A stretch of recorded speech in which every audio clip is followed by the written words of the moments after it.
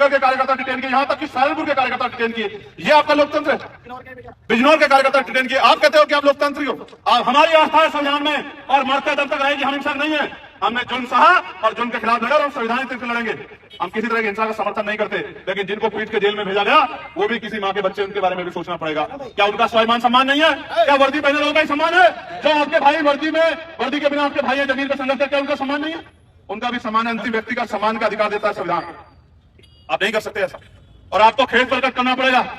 आपको इस बात के लिए माफी मांगनी पड़ेगी कि आपने चाहे किसी के उकसाए पे, किसी के कहे पे, किसी को खुश करने के लिए या जानबूझ के जातीय मानसिकता से आपने कमजोर वर्ग के लोगों के आंदोलन के साथ साथ संविधान और न्याय के प्रति जो उनकी उम्मीद है उसको कुचलने का काम किया 2 दिन पहले। आप सभी साथियों को क्रांतिकारी नमो बुधाई। जय भीम, जय भारत, जय संविधान। दोस्तों, मेरा मनोजरन और आप देख रहे हैं अध्यात्म पावर।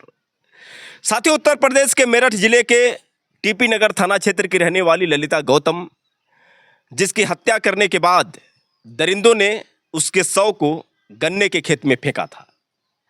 जैसा कि साथियों आपको मैंने पिछले वीडियो में भी बताया है कि कैसे 15 मई 2026 को ललिता गौतम जो एग्ज़ाम देने के लिए घर से निकली थी, लेकिन रास्ते में अंकुश, निशांत और अंकित नामक दरिंदे उसको अगवा करते हैं और उसके बाद दूर ले जाकर उसके साथ गैंगरेप करते हैं और फिर उसकी हत्या करने के बाद गन्ने के खेत में फेंक देते हैं।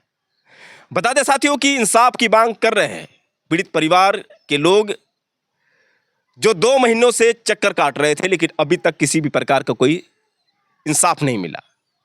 8 जुलाई 2026 को रवि गौतम, जो नोएडा के एडवोकेट और साथ ही साथ तमाम आज़ाद समाज पार्टी व भीम आर्मी के कार्यकर्ता आंदोलन कर रहे थे शांतिपूर्ण तरीके से, और उनकी मांग थी कि किसी भी कीमत पर जो भी दोषी हैं उनको फांसी होनी चाहिए।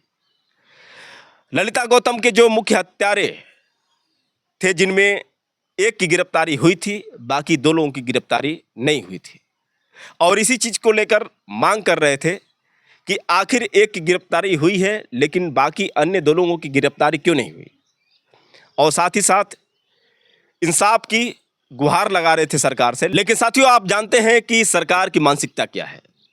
सरकार की नज़रों में दलित कीड़े मकोड़े हैं।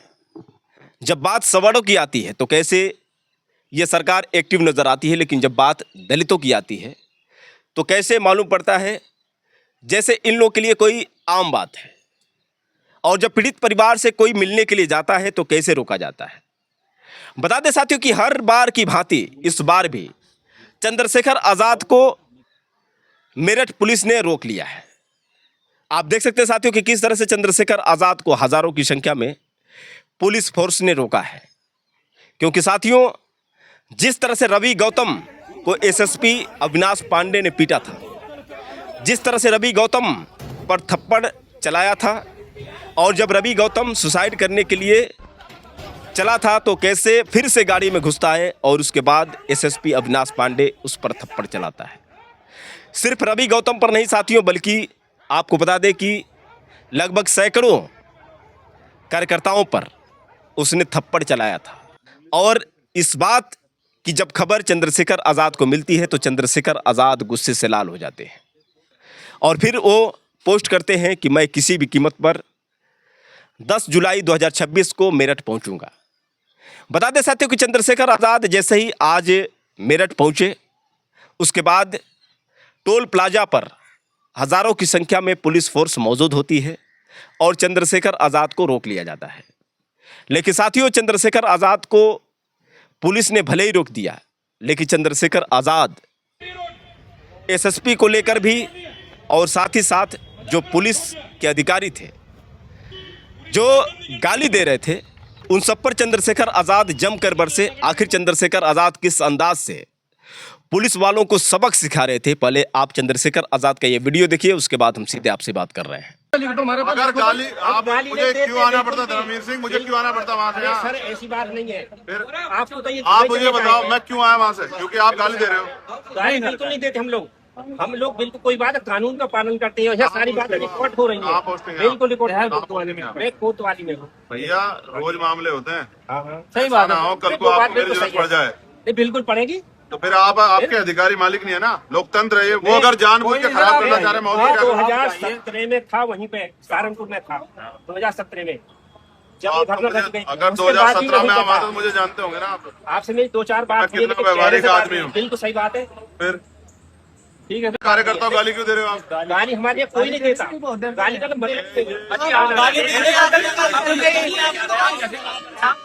तो ये बबलू चौधरी हमारा जाट समाज का बड़ा नेता है यहाँ का। आप अगर ये झूठ क्यों बोलेगा, आपसे कोई लड़ाई है क्या इसकी? मैंने आपको ये यहाँ के इलाके में जब बैरियर तोड़ के ले गए हैं, बैरियर तो आप क्यों खड़े हो बीच में? क्यों खड़े हो आप बीच में जबरदस्ती में? आप कौन बैरियर तोड़ रहा? हम नहीं गए, आप मेरी गाड़ी का आगे खड़े थे। फिर वही आप अपने अधिकारियों के आदेश का पालन कर रहे हैं और हम जनता के प्रतिनिधि हैं। आप कैसे रोक दोगे? मैं हमारी गाड़ियां किस आधार पर रोको? क्या अपराध कर रहे हैं हम कोई? हमें तो जो आदेश मिला उसका पालन कर रहे हैं, और कोई बात नहीं। तो गलत है आप। ठीक है, ऐसा मत करो। आप आदमी भूला नहीं जाता, याद रहता है आदमी। तो दोस्तों आपने देखा किस तरह से चंद्रशेखर आजाद किस अंदाज से पुलिस वालों को समझा रहे थे। ये वही पुलिसकर्मी है जो कल तक अपने आप को सिंघम समझ रहे थे, लेकिन साथियों चंद्रशेखर आजाद के सामने कैसे भींगी बिल्ली बन गए देख सकते हैं साथियों। बाकी चंद्रशेखर आजाद जब उनको पुलिस ने रोका तो उसके बाद चंद्रशेखर आजाद तमाम अपने कार्यकर्ताओं के साथ प्रदर्शन पर बैठ जाते हैं और वो बोलते हैं कि मैं किसी भी कीमत पर यहाँ से उठने वाला नहीं हूँ। जब तक पीड़ित परिवार से हमको मिलने नहीं दिया जाएगा और जब तक मैं उनका दर्द नहीं समझूंगा तब तक मैं यहाँ से हिलने वाला नहीं हूँ। या तो जो पुलिस वाले हैं हमें 3 गाड़ियों में पीड़ित परिवार से मिलने के लिए भेजें, नहीं तो गेस्ट हाउस में पीड़ित परिवार से हमसे मिलवाएं। बता दें साथियों कि चंद्रशेखर आज़ाद जो तमाम कार्यकर्ताओं के बीच अपनी बात रखते हैं, आखिर भीम आर्मी चीफ चंद्रशेखर आज़ाद ने तमाम कार्यकर्ताओं के बीच क्या कहा, पहले आप उनकी बात सुनिए, उसके बाद हम सीधे आपसे बात कर रहे हैं। लोकतांत्रिक संवैधानिक प्रदेश में स्वीकार नहीं किया जाता। पुलिस भी तो जनता के हितों की रक्षा के लिए, जनता की सुरक्षा के लिए, पुलिस कोई ऐसा थोड़ा पुलिस कोई तंत्र है अलग से कि वो लोगों को मार देगा, लोगों को बुलडोजर चला देगा, ऐसा क्या हो गया? ये सब चीजें एक्सेप्टेबल नहीं। तो अभी हम लोग प्रेम प्रकाश जी को सुनेंगे, उनके बाद जो है भाई अमित कसाना जी अपनी बात रखेंगे, तब तक अधिकारी अपना की बात कर रहे हैं। हमारा संयम देखो आप लोग, हम इतना अन्याय सह के भी अनुशासित रूप से हम बैठे, हमारा संयम देखो। ये कहना आसान है नीले पट्टे वाले ये वो सब चीजें, हमारा संयम देखो इस देश में। एनसीआरबी का डेटा देखो आप, हमारी बहनों को, बहुजन समाज की माओ को, बच्चियों को बेइज्जत किया जा रहा है, रोज हत्या हो रही है, बलात्कार हो रहे हैं, मार पड़ रही है, हमारे घरों को, हमारी दुकानों को, मस्जिदों को, खानकाहों को, मदरसों को जमींदज किया जा रहा है, झूठे मुकदमे, बुलडोजर, गोलियां, इनकाउंटर सब हो रहा है, फिर भी हम लोग संविधान पे आस्था विश्वास रख के डट के खड़े। देखो हमारी हिम्मत देखो आप लोग। वरना मेरे मीडिया के बंधुओं, गोली तो वहां भी चली थी बिहार में, और उसमें उसके हाथ में बंदूक भी थी। यहां तो किसी के हाथ में बंदूक नहीं थी, जो इतना जो है बाहुबल दिखाया जा रहा था। यहां तो किसी के हाथ में डंडा भी नहीं था, वहां तो गोली थी। तो वहां सब लोग जाकर समर्थन कर रहे हैं कि पुलिस को ऐसा नहीं करना चाहिए, ऐसा नहीं करना चाहिए। सिर्फ जाति के आधार पर फैसला नहीं कर सकते आप लोग, जो गलत है वो गलत है। और आज अगर हम उसके खिलाफ नहीं लड़े तो कल ही आपके साथ जो है, इस दिन आपके साथ होगा, उस दिन फिर आप रोते चिल्लाते, लोगों की जाति ढूंढते फिरोगे। हमें किसी की जाति ढूंढने की जरूरत नहीं है। जो गलत करेगा चाहे वो किसी जाति धर्म का हो, आप लड़ेंगे तो लड़ेंगे, ये बात मैं बिल्कुल स्पष्ट कर रहा हूं। जो अधिकारी अच्छा काम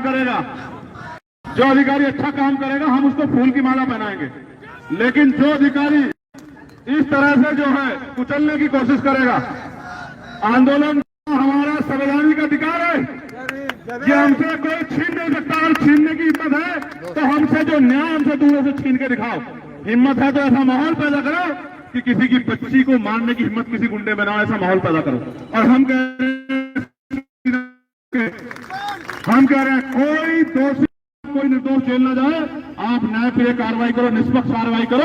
हम जिम्मेदारी लेते हैं कि हम सब लोगों को कहेंगे कि कोई इस तरह का आंदोलन ना किया जाए, किसी निर्दोष को जेल जाना पड़े। हम नहीं कहते किसी निर्दोष को जेल जाना पड़े, लेकिन आप ये बताओ न्याय हमसे दूर क्यों है?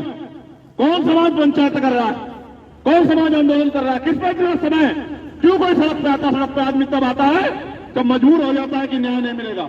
हम पे काम नहीं है क्या? हम पे काम, हम पे रोजगार, हम पे अपनी पार्टी को आगे बढ़ाने के तमाम तरह के जो है प्रयास हमारे हैं, लेकिन फिर भी लगातार कभी हमें उत्तराखंड जाना पड़ता है क्योंकि पुलिस की बैरिकेडिंग लग जाती है। जितनी बैरिकेडिंग हमारे लिए लगाई है अपराधियों के लिए क्यों नहीं लगाई आपने? हमारा कौन से जिले का कार्यकर्ता अरेस्ट नहीं किया, डिटेन नहीं किया आपने? मेरठ के कार्यकर्ता डिटेन किए, मुजफ्फरनगर के कार्यकर्ता डिटेन किए, यहां तक कि सहारनपुर के कार्यकर्ता डिटेन किए। ये आपका लोकतंत्र है? बिजनौर के कार्यकर्ता डिटेन किए। आप कहते हो कि आप लोकतांत्रिक हो। हमारी आस्था है संविधान में और मरते दम तक रहेगी, हम हिंसक नहीं है। हमने जुल्म सहा और जुल्म के खिलाफ लड़े और हम संविधान पे लड़ेंगे। हम किसी तरह की हिंसा का समर्थन नहीं करते, लेकिन जिनको पीट के जेल में भेजा गया वो भी किसी माँ के बच्चे, उनके बारे में भी सोचना पड़ेगा। क्या उनका स्वाभिमान सम्मान नहीं है? क्या वर्दी पहने लोगों का ही सम्मान है? जो आपके भाई वर्दी में, वर्दी के बिना आपके भाई हैं जमीन पर संघर्ष कर, क्या उनका सम्मान नहीं है? उनका भी सम्मान है। अंतिम व्यक्ति का सम्मान का अधिकार देता है संविधान। आप नहीं कर सकते ऐसा, और आपको खेद प्रकट करना पड़ेगा। आपको इस बात के लिए माफी मांगनी पड़ेगी कि आपने चाहे किसी के उकसाए पे, किसी के कहे पे, किसी को खुश करने के लिए या जानबूझ के जातीय मानसिकता से आपने कमजोर वर्ग के लोगों के आंदोलन के साथ साथ संविधान और न्याय के प्रति जो उनकी उम्मीद है उसको कुचलने का काम किया 2 दिन पहले। इस बात को सरकार को स्वीकार करना पड़ेगा और जवाब ये नहीं सरकार देगी। मैं आपको विश्वास दिला कहता हूं, आजाद समाज पार्टी भीम आर्मी कमजोर नहीं, कमजोर नहीं। हम लोग, अगर हमें आज हमारे परिवार से बात नहीं, चाहे मुलाकात कहीं हो, हम कोई तटस्थ नहीं है कि हम वहीं जाएंगे यहीं जाएंगे। हम चाहते हैं परिवार से मिलना, वहां जाकर अगर आप वहां भी नहीं मिला सकते तो यहां मिला दो, मिलाने की व्यवस्था कर दो, यहां भी मिलेंगे इस बड़ी पंचायत में। लेकिन हम अपने परिवार से आज मिलेंगे, मिलकर उनकी पीड़ा सुनेंगे, फिर यहाँ के अधिकारियों से अपनी बात रखेंगे और फिर अगर उनकी मांगे पूरी नहीं होंगी तो फिर आज आंदोलन डिले हो सकता है, कुछ समय के लिए स्थगित हो सकता है, लेकिन खत्म नहीं होगा। मेरी बात को आप याद, तो आप हिम्मत रखो, बैठो, प्रेम प्रकाश जी को सुनो, इस पे उनका क्या मत है, क्योंकि उन्होंने तो बहुत नौकरी की। इसी जिले में एसएसपी थे, डीआईजी रहे, आईजी रहे, एडीजी रहे, तक जाके पूरे प्रदेश की सेवा की। आज हमारे बीच में है, पार्टी की सेवा कर रहे हैं, हम उनको ठीक है। तब तक जो है पुलिस अपनी वार्ता कर रही है, पुलिस को वार्ता करने दो। बारिश आई तो घबराओगे तो नहीं? जोर से बताओ। नवाजिश के मुंह से कुछ नहीं निकला। ये विनोद प्रमुख और दोनों पर नजर है मेरी।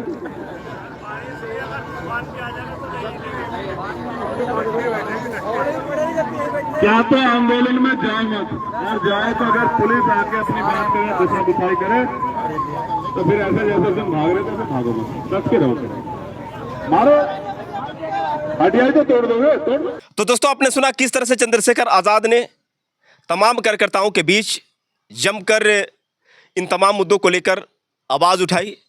और साथ ही साथ आपको बता दें साथियों कि जब चंद्रशेखर आज़ाद से एसएसपी अविनाश पांडे को लेकर जब सवाल किया गया तो पत्रकारों के बीच चंद्रशेखर आज़ाद ने एसएसपी अविनाश पांडे के कार्यशैली को लेकर क्या जवाब दिया, पहले आप चंद्रशेखर आज़ाद की बात सुनिए, उसके बाद हम सीधे आपसे बात कर रहे हैं।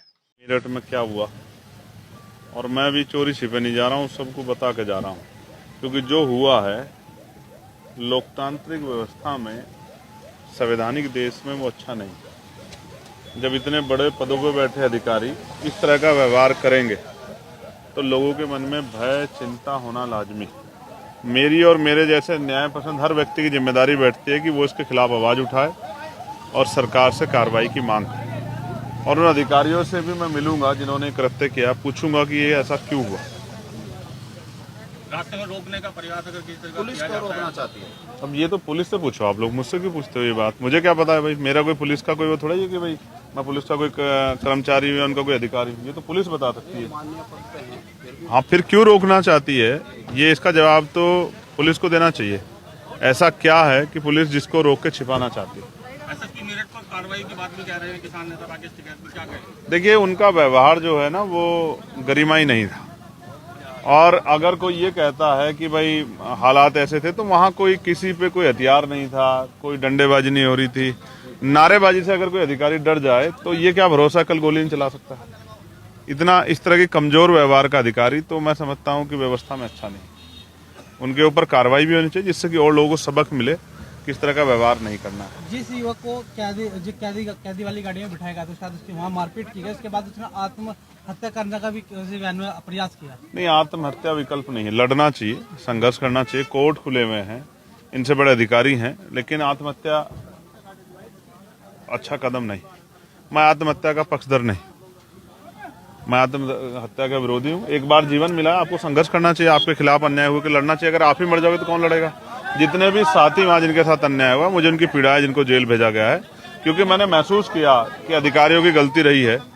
अगर अधिकारी समय पे जो है परिवार को सुन लेते तो शायद इस तरह की स्थिति नहीं बनती। और ऐसा नहीं कि पहले सड़कें नहीं पे आंदोलन नहीं हुआ, ऐसा कुछ नहीं है, ये हमेशा होता है। आप जा रहे हैं, अधिकारियों से मिलेंगे? बिल्कुल मिलूंगा, अधिकारियों से मिलूंगा। मैं एक संवैधानिक पद को जिम्मेदारी से जो है परिवार से मिलूंगा, उनकी पीड़ा भी सुनूंगा, अधिकारियों से रखूंगा भी, और किससे रखूंगा? उनसे बड़े अधिकारियों से बात करूंगा। और अगर नहीं रास्ता निकला तो फिर उसके बाद जो है आगे कल की रैली के बाद जो भी संघर्ष होगा उसको करेंगे। एमपी साहब, अगर रास्ते में कहीं भी रोका गया मेरठ जाते हुए, क्यों रोका जाएगा? सवाल ये है ना, हम कोई अपराध करने जा रहे हैं? मैं आपके सामने बात कह रहा हूं, कोई नहीं कह पाएगा। मैं चाहता हूं कोई निर्दोष जेल ना जाए और कोई दोषी बचे ना। जो निर्दोष है पुलिस फिर इन्वेस्टिगेशन करे। अगर पुलिस की इन्वेस्टिगेशन पे परिवार को भरोसा ही नहीं हो पा रहा है या पुलिस इस तरह का व्यवहार करे, तो कैसे माना जाए कि इन्वेस्टिगेशन फेल हो रही?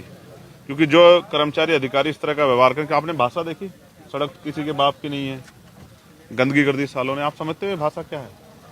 इस भाषा से लोगों के मन में चिंता हुई है कि इतने जिले के सर्वोच्च पद पर बैठा व्यक्ति भी वो किस तरह की व्यवहार, किस तरह भाषा का प्रयोग कर रहा है, ये बड़े चिंता का सबक है। अभी बाकी देखते हैं, आप लोग तो हैं ही और हम लोग भी चल रहे हैं। जिस तरह मेरठ एसएसपी ने थप्पड़ बजाए हैं, फिर गाड़ी में जो आरोप बैठ गए थे वे धरना प्रदर्शन करने वाले, गाड़ी में जाके भी उनके साथ मारपीट की गई। हाँ, यही चीज भय पैदा कर रही है कि ऐसा क्यों किया, किसके इशारे पर किया गया। ये जाके उनसे हम लोग पूछेंगे। मैं एसएसपी से मिलूंगा, डीएम से बोलूंगा, पूछूंगा ऐसा उन्होंने क्यों किया। तो दोस्तों, आपने सुना किस तरह से चंद्रशेखर आजाद एसएसपी अविनाश पांडे को लेकर अपनी प्रतिक्रिया दी है। वहीं साथियों, चंद्रशेखर आजाद जो उत्तराखंड भी पहुंचे थे, केतनलाल की जब हत्या हुई थी, कैसे चंद्रशेखर आजाद जब वहां पर पहुंचे थे तो कैसे उनके साथ पुलिस द्वारा दुर्व्यवहार किया गया था। चंद्रशेखर आजाद के सर को फाड़ा गया था, चंद्रशेखर आजाद को रोकने का प्रयास किया गया था, लेकिन चंद्रशेखर आजाद बारिश में भीगते हुए कैसे पीड़ित परिवार से मिले। वहीं दूसरी ओर जब मेवालाल पासी की हत्या हुई, उसके बाद कैसे चंद्रशेखर आजाद रायबरेली पहुंचते हैं और उसके बाद परिवार वालों का दर्द समझते हैं। और फिर यहाँ पर चंद्रशेखर आजाद 10 जुलाई 2026 को यानी आज कैसे ललिता गौतम को इंसाफ दिलाने के लिए पहुँचते हैं। वैसे साथियों, चंद्रशेखर आजाद को लेकर आप लोग की क्या राय है, आप लोग कमेंट करके बताएं। और एसएसपी अविनाश पांडे जिसने जो कृत्य किया उसको लेकर आप लोग की क्या राय है और आप लोग क्या चाहते हैं साथियों? क्या एसएसपी अविनाश पांडे को सस्पेंड करना चाहिए या नहीं?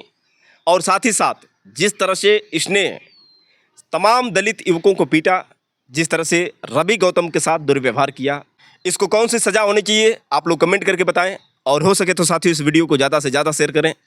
फिर मिलेंगे अगले वीडियो के साथ, तब तक के लिए क्रांतिकारी नमो बुद्धाय, जय भीम।